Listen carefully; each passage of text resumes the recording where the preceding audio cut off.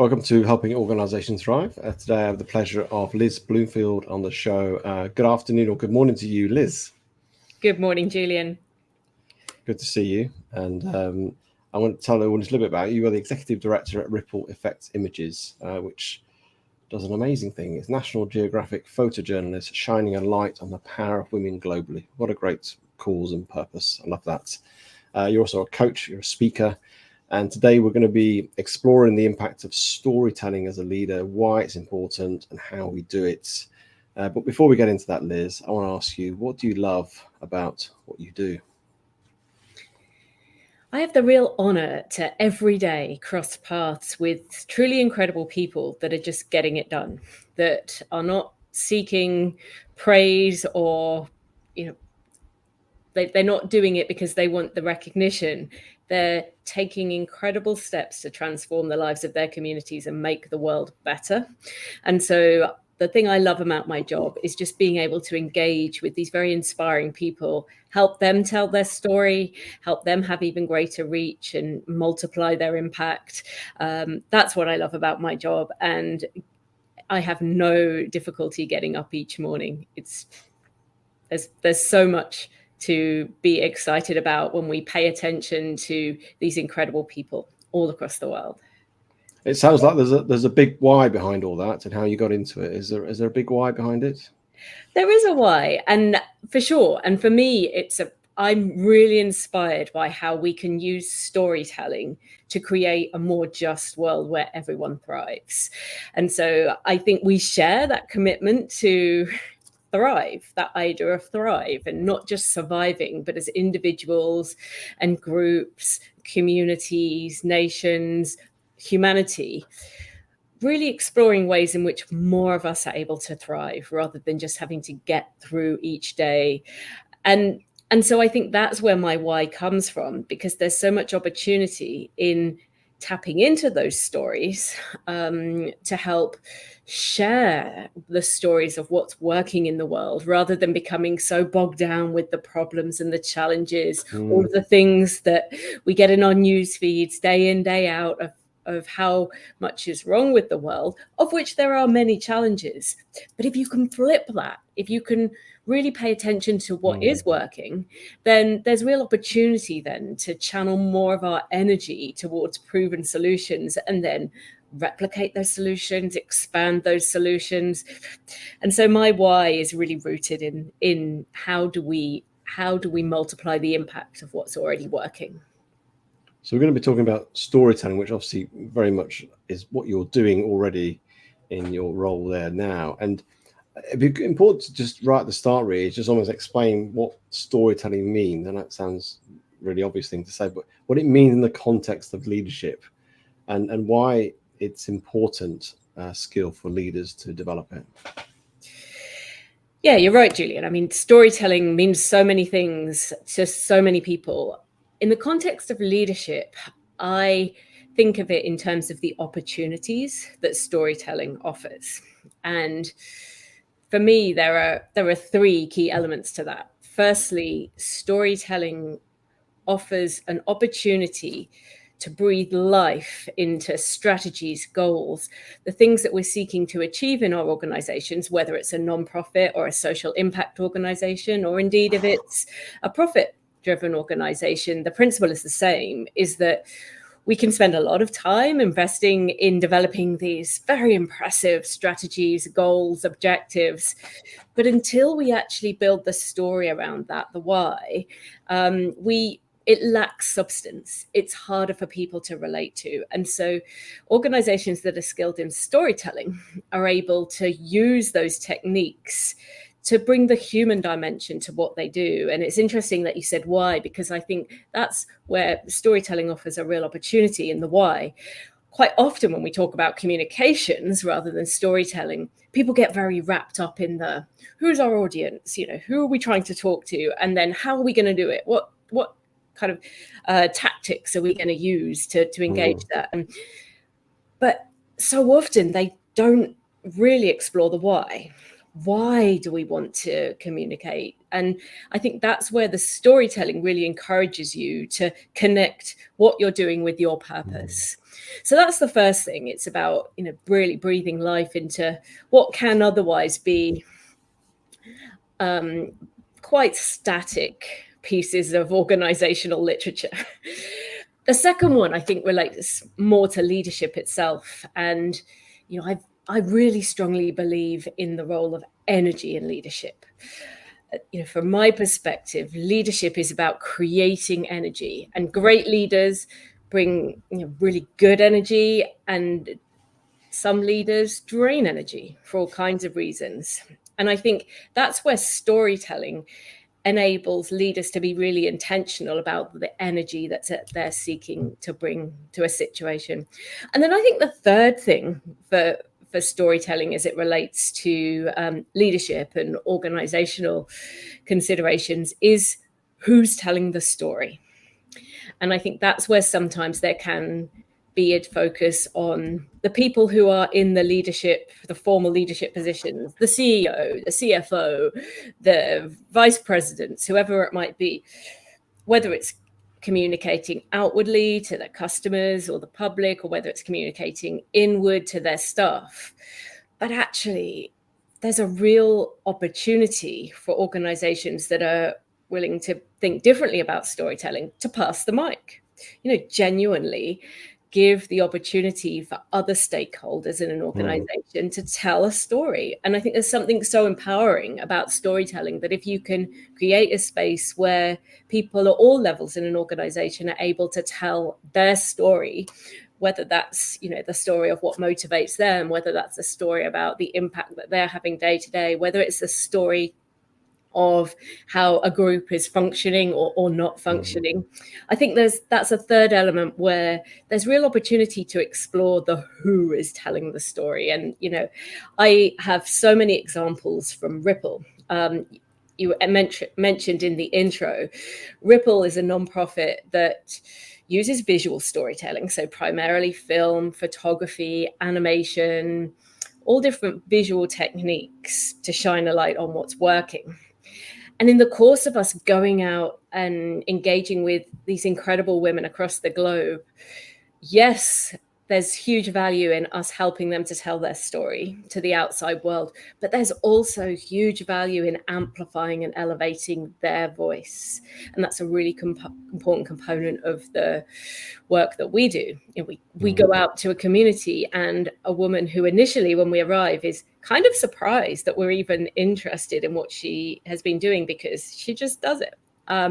But over the course of enabling her to tell her story, you see that transformation, in someone realizing that actually they do have an interesting story to tell. They are empowered. And I think that's where that opportunity exists in other organizations also.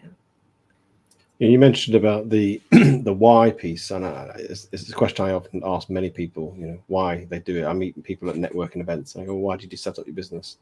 Because I'm really fascinated by the purpose behind it, the reason behind it. I think it gives meaning. I think storytelling, doesn't it? As I say, it's not it is communication, but it's more than just communication. It evokes that emotions. It makes it meaningful, and I think it puts that behind everything. And I think that's why.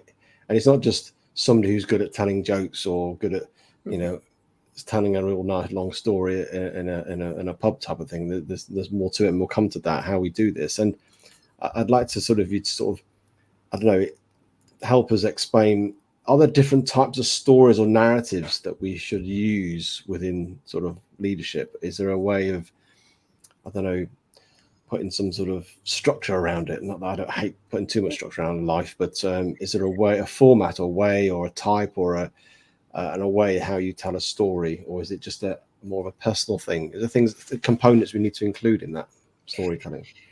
There's so many different schools of thought on this. One of the approaches that I find really helpful, especially when working with social impact organizations, is to ask them 3 key questions. So in telling that story, firstly, what is the need that you're seeking to address? So establish what it is, whether it's your business, your nonprofit, whether it's you as an individual. What's the need?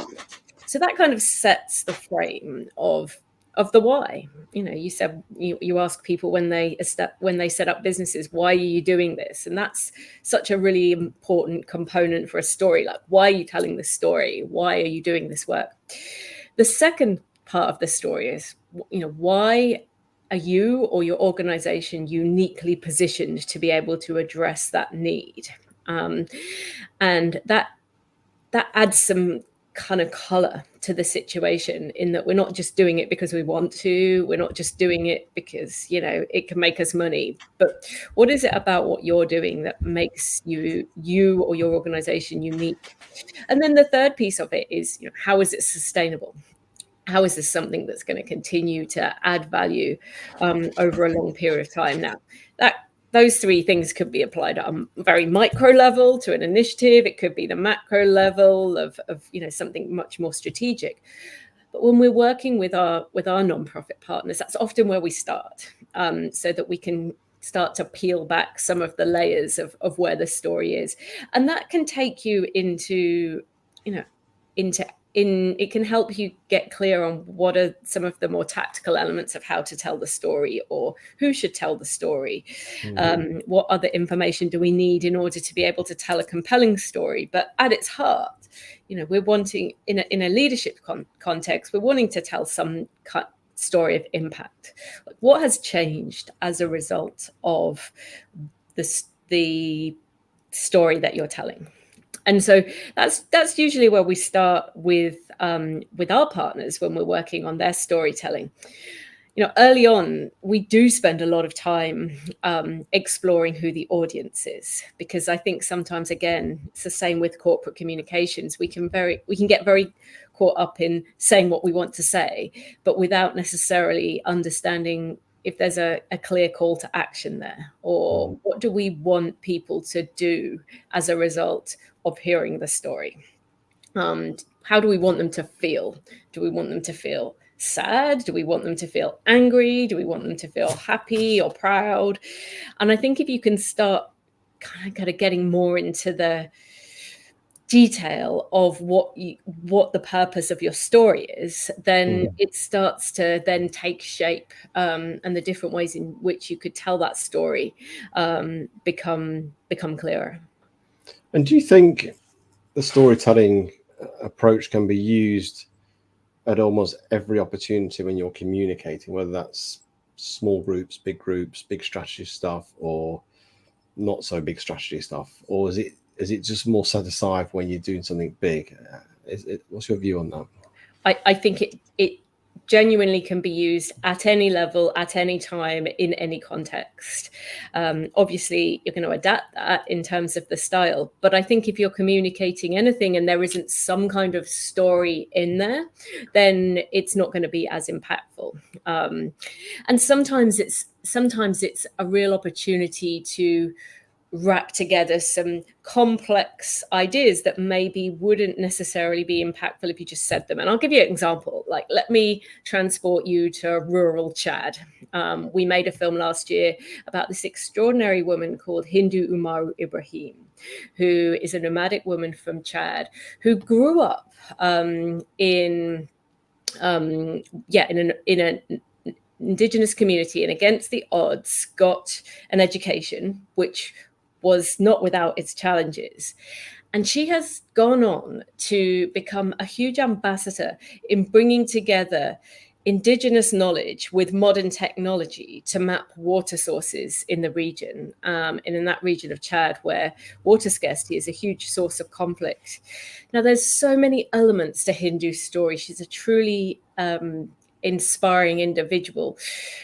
But the telling of her story, her ability to tell stories about why this matters, that, you know, indigenous knowledge and modern technology can coexist, they can complement one another, she has gone on to, she's truly extraordinary. And I think her ability to tell stories, and, you know, the partnership that we've had with her in order to help her with the visual elements of that storytelling, has been really key in shifting mindsets, in shifting narratives about what a pivotal role that bringing together of Indigenous knowledge and modern techniques plays in tackling some of the biggest challenges in the globe. And so, I think it's about it's the small stories, it's the big stories, but it's also about the stories that we tell ourselves as well as the stories we tell each other. And I think that's something that certainly in the coaching work that I do is how can we really pay attention to the stories we're telling ourselves about who we are, what's possible. Some of I think that can be a real challenge in getting out of our own way, is really understanding the role, the stories that we're telling ourselves day in, day out. Because when you tell a story, and short, big, long, doesn't matter what it is, because it creates meaning, because you're attaching emotion, you're attaching usually people to it. There's a life experience coming on with it. It's usually something it's personal to you, so it resonates better with you, doesn't it? People will also remember it more. So you can do lots of presentations in the corporate world, but if you tell a story, it's the story they'll probably remember, as long as you link it back to what you're trying to do, put a meaning behind it. It's far more impactful. And I've over the last year or so got far more into, when I do like speaking events, I use just loads of pictures. I don't use loads of words. So they have to listen to me because there's nothing really up there. It's a nice picture, it's an inspiring picture that will give me a story or a link to what I'm trying to say. And I'll do more story-based sort of narrating, as opposed to just facts or this and that, almost that presentation style, or the bullet points coming up and people just literally looking at it and reading it, which everybody can read. You don't need to read for people. Most people can read. But when you're sort of trying to start this, what are the pitfalls? What are the things that gets in the way of leaders who try to think, right, I'm going to do some storytelling? What are the things that may stop them? What might be the obstacles? What they need to think about dealing with before they set out on trying to create this way of leading within an organization? I think one of the biggest challenges that leaders face is wanting to control the narrative so strongly that they lose the value in telling authentic and compelling stories. So the most compelling stories are a little bit messy, because humans are messy. We're not, a perfectly written book. We have all of these different elements to us. And I think sometimes when organizations have the intention to tell more stories, or indeed to pass the mic and empower more people within their organization to tell stories, they do that whilst at the same time subconsciously really wanting to control that narrative. And I've worked with partners where they want to tell the story of the impact of their organization. And so they say, okay, well, we better have the program managers will need to say some things, and the CEO will need to say some things, obviously. It's like, well, how about we just get the beneficiaries to tell the story of how their life has been transformed as a result of the programs that you've delivered? And, the same would be true with a client. In a profit organization, everyone would have a different person or group of people that would be, and then they suddenly get nervous. It's like, yeah, but what if they don't say what we need them to say? And my answer is, yeah, but what if they do? And what if they say something 100 times more compelling than you ever would have said? But it requires the relinquishing of some control. It requires organizations to accept that they might not be able to control every element of that script. And big organizations don't like doing it because they can be very risk averse. They have a very clear set of talking points, and they're not to be deviated from. But I think when you are able to relinquish some of that control, when you are able to pass the mic, real magic happens. People say things that other potential customers, or maybe a potential donor for a nonprofit, really strikes a chord with them. They're like, yes, I can relate to that. There's a human connection there that far outweighs any beautiful graphic showing the impact of an organization. And so I think that is one of the biggest pitfalls. It's about accepting that there's going to be an element of risk, but that also, understanding you can mitigate that to some extent, but also knowing that that's an important part of what makes a story compelling when it's human. So I think that's one of the things. I think a second thing is that in order to be able to create the environment where people feel safe enough to tell some of those stories, you have to build trust.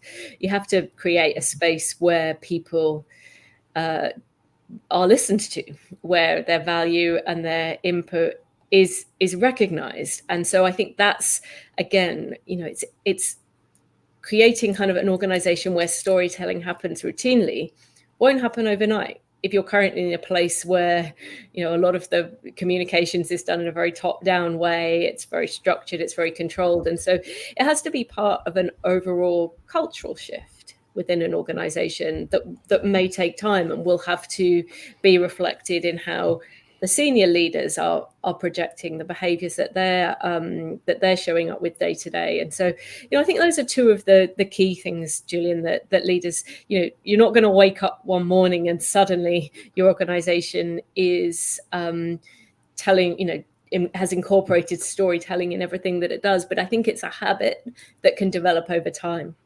And how do we start? If you're a leader now, whether you're a small or a big organization, and you feel that it's a bit dry how we communicate, it's a bit sort of, binary and not very inspiring, and I want to go on this journey of storytelling. I want to, not just be the only one, but how do you take an organization on that sort of path, really? Because obviously we talked about some of the pitfalls, but what are the sort of top three things we need to focus on to really get us to that place that we can really sort of benefit from it, rather than becoming something that becomes quite negative when you start something new? I would always start from energy and the energy that you're channeling as a leader. And that will enable you to get clearer on what's the purpose here? What are you trying to do? What do you want to be different? What do you want people to do as a result of the energy that you're bringing and the stories that you're telling? How is that different to what currently happens? And so always, I always think energy is a great place to start, because it's that dynamic element of leadership that actually you can see in an organization. And then, think about, well, what is it that I want to be different? What do I want the people who are hearing this story to feel, to do, to be inspired to act upon? And so I think, that's a good place to start, really being clear on what the purpose is. And then, spend some time understanding who might be some of those storytellers, because quite often it isn't the people who are in the leadership positions. It's people who just have a particular knack of conveying things in a really powerful way. It might be people that might not be in a formal communications role. It might be someone that has a programmatic function that's just really good at talking about what they're doing and how they're doing it and the transformation that it's bringing. And also, the end user, the beneficiary, the people whose life is being transformed, or whose problem is being solved, or that where some kind of transformation has happened. And going to those people and spending time with that, not in kind of data, but the human elements of what has changed. And I think that the challenge there is that it takes time. And I think one of the things that we're very conscious of at Ripple, when we go and we engage with an organization or a community or an individual, you can't build that relationship overnight. You can't go into a community with a list of shots that you want to get and do it in 24 hours. You have to spend time, sometimes just not doing very much at all, just sitting and talking and being with people. And it's at that point that an incredible story comes out, something that had never even been raised before, because no one had thought it was particularly remarkable. And in that moment, you then have an opportunity, but you have to have spent time investing in those relationships, in not always being in a rush. And again, organizations in the modern world that we live in are sometimes very focused on got to get to the next thing, got to get to the next thing, got to get to the next thing. And so I think that time element of it is an important component of drawing out the stories, which might not always be particularly remarkable on the face of it. It's easy to tell a story of, a successful initiative that's, it's done this, this, and this. But sometimes it's the quiet stories. It's the ones that on the face of it don't seem quite aren't so splashy, aren't headlines, but actually that's where you can really see a long-term transformation. I think about Stove Team International, which is a non-profit that Ripple has done a coverage for, and they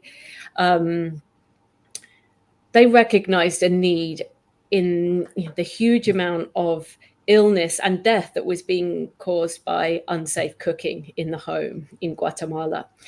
And their organization has a fabulous cook stove, clean cooking. It's small, it's easy to use, it's easy to distribute.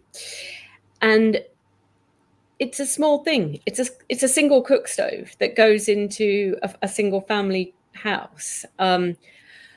But by being able to tell a story of what a difference this one thing, this small thing can make in the lives of a community, they were able to build momentum for initiative where they went on to distribute over 8,000 clean cook stoves within a really short space of time in Guatemala, which had an transformational effect within that community, because it wasn't just about clean cooking. It was about the impact that had on the health of the adults and particularly the children within those families, the livelihood opportunities that also presented. The ripple effect went out, but it started from something that was actually quite small, and was able to expand out into something that actually has had a truly transformational impact on that community. And so I think that is also a key thing to consider with storytelling. It's not just about telling a really impressive story at a shareholders meeting or on an annual retreat. It's about what are the stories that you're kind of telling each other day to day, and that I think is as if not more powerful. Yeah, it is powerful, and I think it's because when you engage in storytelling, you are engaging in people, aren't you? And people are interested in people. They're not really interested in your thing or your do or your widgets. It's the people bits, and it's what it does to somebody and the impact it has. And I think that's why it's so powerful. And so I've interviewed many sort of leaders and CEOs on this who are sharing a story. They're sharing a personal stuff, and they come in here live. There's no sort of pre-record. There's no, they're not entirely sure what I'm going to ask. Not that I'm going to be horrible or anything, but that people listen to podcasts because of the stories and the insights and the benefits that come from that. Interesting. You talked about you talked about that project that you went with a little bit of I suppose more freedom in what you're going to get. You're not entirely sure what you're going to get. And I talk a lot with my clients about, rather than getting caught up on outcomes or objectives, set intentions, and then intentions are more of a directional focus rather than being so specific on something. Because as you say, when you get to a place, things unfold, unravel, and you don't realize what you're expecting until you get there. And then suddenly, if your intention is to create a story or whatever it is, or what it is, and it's a little bit looser than specific, then you'll see it more because you're a little bit more eyes, a bit more open, a bit wider, rather than just being so focused. And I think that can be really helpful as well in terms of how we go about things, rather than getting so caught up with really being specific on things. In terms of looking at, I don't know, is there differences in terms of cultural or generational differences we need to consider when we're doing storytelling, either the audience or the person telling the story? Have you experienced that in terms of how we adapt that, or is it just be ourselves and make sure we got a clear why behind it? I think what you said there is the key. It's there isn't a formula for particular cultures or generations. I just think there's a really consistent thread of it. It needs to be authentic for it to be compelling, and authentic can be a really overused word these days. But I think it requires a commitment to, not always having to be perfect. That actually a compelling story is one that feels real, that hasn't been scripted. And so, we have to be sometimes willing to let go of some of the focus on making something perfect in order to make something that truly captures a person's personality in the moment. And it requires people to be vulnerable. And I think that's, again, something that leaders in particular can be really unwilling to do for completely understandable reasons. But leaders who, I'm part of an incredible expedition called Women Emerging. It's a group of women that's come together to explore approaches to leading that resonate more strongly with women. And I think one of the things that has come up consistently for us is around vulnerability. That actually, while some of the conventional beliefs about leadership are about projecting strength, being very physically and verbally kind of dominant, actually there's so much value in leaders being vulnerable, admitting that they don't have all of the answers, being open to feedback from others. Now, that's not to say that at some points there is a need for very clear, definite action-based leadership. Of course there is. But there's also times when that vulnerability enables a story that captures people's attention, and regardless of where or who they are. I think one of the things I find really interesting when Ripple is engaging with communities and organizations and telling stories is quite often people who are formally trained journalists or writers are looking for the story, the big story, something unusual, something unexpected. And yet so often when we're in the communities, the stories that they want to tell are the stories of the everyday.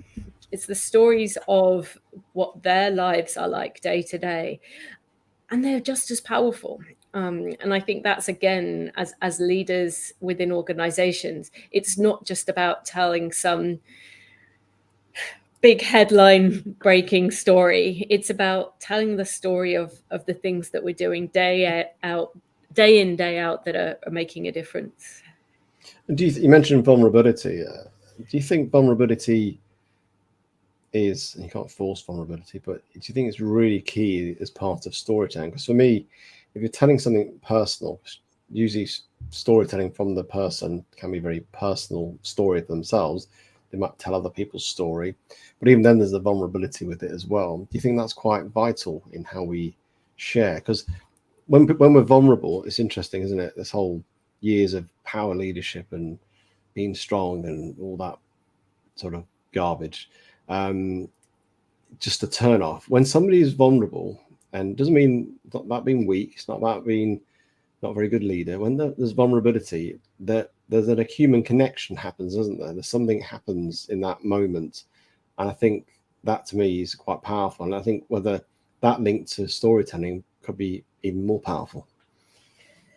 Completely. Yeah, absolutely, Julian. And, I really relate to that. I've worked across a lot of different sectors. I started my career in the military. I deployed to Iraq in 2003, worked with all different communities while I was in Iraq. I've since worked in the corporate sector and in the humanitarian sector. And without exception, the leaders and I've worked with some truly brilliant leaders in all of those different sectors, but the leaders that made the biggest impact on me were the ones that were willing to be vulnerable. And it didn't make them weak in my eyes. I even stronger. I just really was drawn to their willingness to acknowledge that they didn't have all the answers and invite people into their world. And I think that's a really, truly special quality in a leader that I think inspires the confidence of others. Again, it always comes with a but, in that you can't, different situations require different kinds of leadership, and sometimes a situation requires a very kind of focused type of leadership that meets the needs of that situation. But there's much of the time an ability to be able to be vulnerable, to be able to bring people into your world and invite them to be vulnerable too. And it requires a level of listening that I think, we haven't even touched on listening today, because we've been talking about storytelling.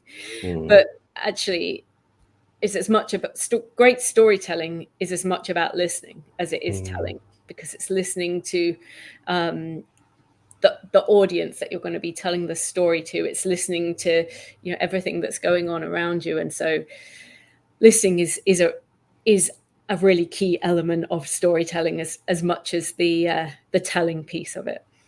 Yeah, that's really important, actually. Yes, that is vital, because you get the sort of the feedback loop and how you adapt and change and modify. And just on the vulnerability piece, it's interesting, because if you're a leader and you're taking an organization and probably to uncharted waters if you're in growth, and that's what most businesses generally are going for, I guess.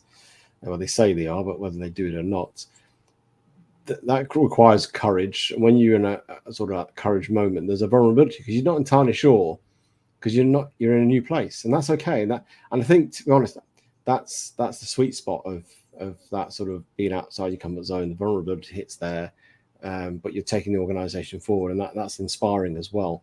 And people are not expecting you to have all the answers, or because we're all breaking new ground here, and that's okay. Or we bring experts in to take us further.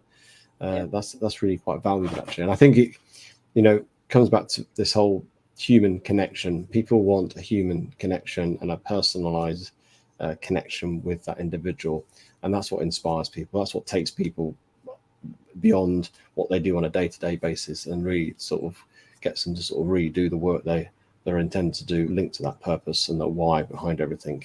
I really enjoyed talking to you today, Liz, and I appreciate all your insights. If people want to sort of connect with you and get in touch with you, what's the best way of doing that? Yeah, so they can check out the website for Ripple Effect Images, which is rippleeffectimages.org.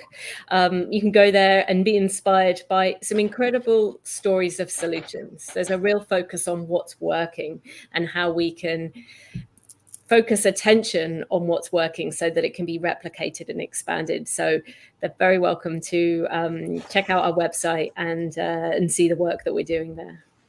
Thank you. Well, appreciate your time today, Liz. Much appreciated. Thank you, Julian. Have a great day.